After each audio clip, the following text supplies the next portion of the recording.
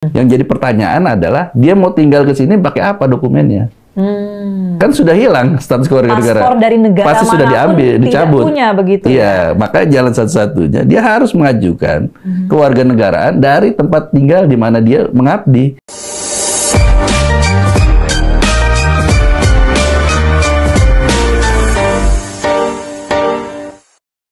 Nah, kita juga akan dengarkan Bapak-Bapak terkait dengan pernyataan dari Menteri Hukum Bapak Supratman Andi Aktas terkait dengan kasus dari Satria Artakumbara ini. Kita putarkan dan simak selengkapnya berikut ini.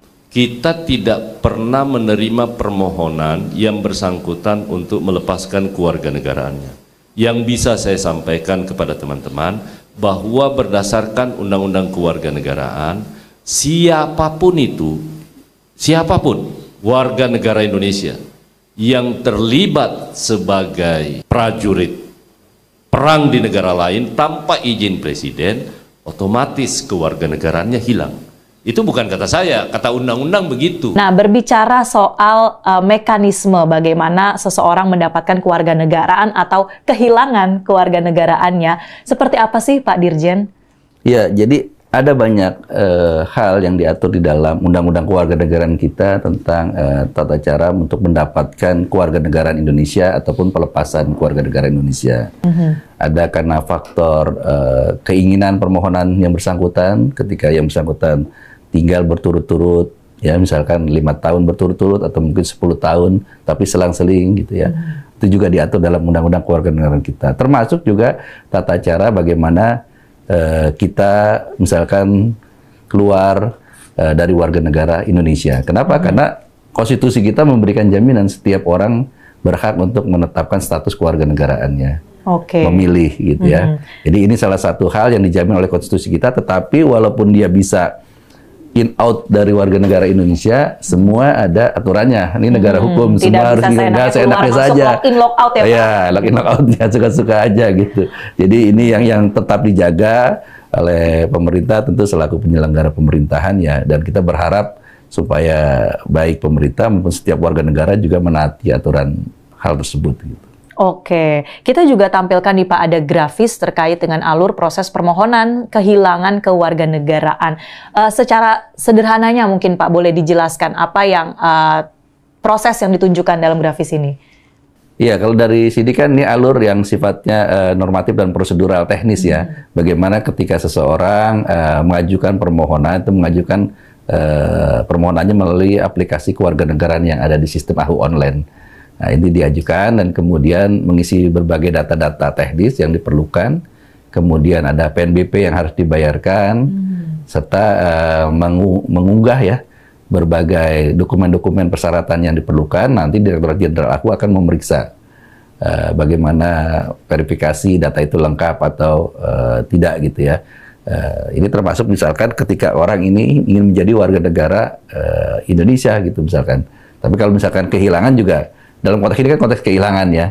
Nah, kalau kita lihat dalam kasus posisi kepada saudara Satria Artakumbara, kan bagaimana dia mengisi ini, orang dia juga posisinya ada di wilayah kombatan. Di luar Indonesia begitu. Kecuali dia hanya update statusnya aja dan itu bisa dilihat oleh warga. Oleh warga. Nah, jadi ketika hilang dan ini tidak ada prosedurnya ya tentu menjadi hal gitu. Dan kalau dari kajian kita juga dari aspek Undang-Undang Kewarganegaraan kita, kemungkinan yang bersangkutan kalaupun mau menjadi warga negara Indonesia lagi, dia harus melewati masa proses naturalisasi murni. Tidak semudah itu, Ferguson ya? Dia harus 5 tahun berturut-turut tinggal di Indonesia, coba bayangkan. Dan yang kedua, atau 10 tahun selang-seling. Yang jadi pertanyaan adalah, dia mau tinggal ke sini pakai apa dokumennya?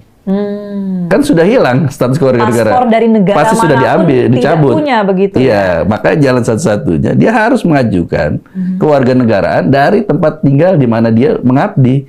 Ketika dia mengabdi ke salah satu negara menjadi kombatan di sana, dia akan menjadi warga negara sana. Kalau tidak, itulah yang menjadi pertanyaan dia, apakah warga negara asing tersebut atau stateless jangan-jangan. Stateless. Iya. Oke, ini saya mendengar itu kalau kewarganegaraan kan suatu hak yang begitu mendasar sebetulnya ya Pak.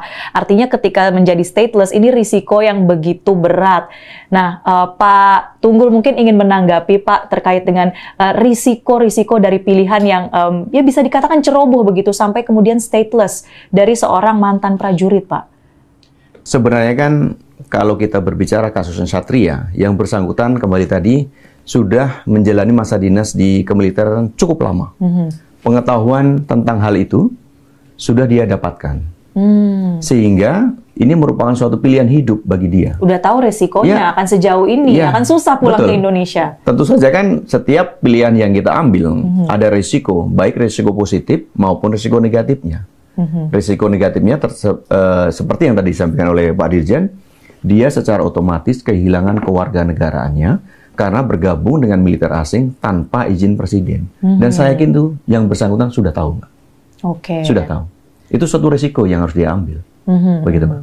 Baik, nah pertanyaan selanjutnya, kalau kemudian ini kan lagi proses begitu ya, yang bersangkutan memberikan permohonan walaupun via media sosial, begitu. Nah, kalau kemudian katakanlah ia nekat begitu kembali ke Indonesia. Nah, apakah harus menjalani prosedur-prosedur, misalnya menjalani hukuman terlebih dahulu, begitu Pak, yang sebelumnya diputuskan oleh militer atau seperti apa Pak? Iya, karena yang bersangkutan pada saat dijatuhi hukuman adalah dijatuhi secara in absentia.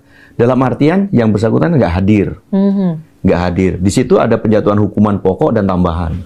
Pokoknya adalah dia dipenjara selama 1 tahun. Kemudian dengan hukuman tambahan yaitu berupa diberhentikan dari dinas militer aktif. Artinya apa? Dia belum menjalani hukuman, Mbak. Belum menjalani hukuman. Kalau kita tadi berandai-andai ya, kalau dia bisa dapat kembali kewarganegaraan sebagai warga negara Indonesia, tentu saja dia masih harus menjalani proses hukuman penjara selama 1 tahun.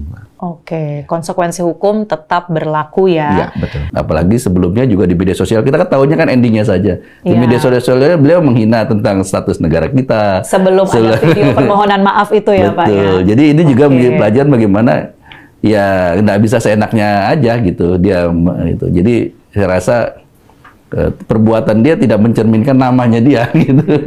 Seorang satria gitu. Seorang satria itu kan harus berani menghadapi segala sesuatu kan, ketika menjadi seorang dinas tentara di Indonesia, TNI militer kan luar biasa TNI itu. Itu betul, mungkin orang tuanya berharap dia menjadi seorang prajurit yang baik, tapi ternyata perilaku ya kita berharap ke depan dia bisa memperbaiki dirinya gitu.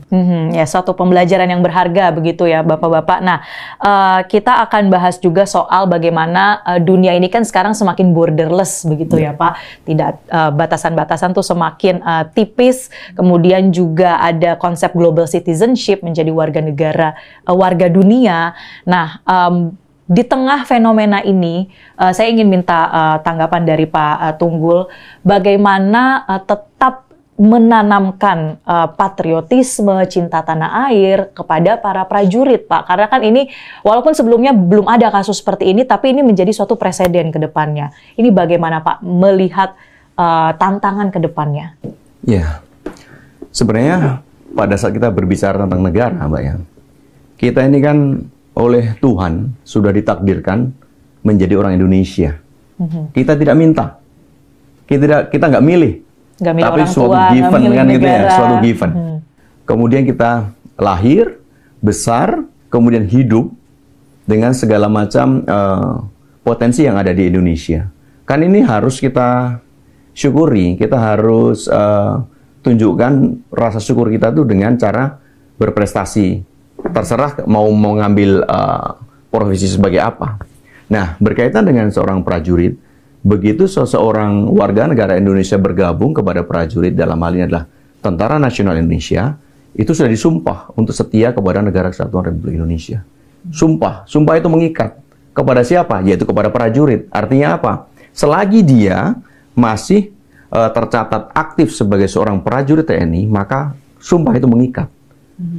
Untuk itulah ada suatu hukum yang meyakinkan seorang prajurit itu mematuhi sumpahnya itu, yaitu dengan hukum disiplin militer. Makanya terikat kan gitu. Apalagi kalau misalnya seseorang itu sudah keluar, artinya sudah purna atau sudah tidak lagi menjadi seorang prajurit, tentu saja sumpah itu tidak lagi mengikat. Begitu, Pak. Saya juga minta tanggapan Pak Dirjen, bagaimana Pak menghadapi tantangan seperti ini untuk kedepannya ini tetap menanamkan ya kesetiaan kita kepada tanah air, Pak. Ya, jadi pertama memang saya ingin sampaikan ketika seseorang ingin menjadi warga negara Indonesia saja ya, ingin menjadi warga negara Indonesia itu nggak mudah. Dia harus berikrar menyatakan untuk setia kepada Pancasila dan Undang-Undang Dasar 1945.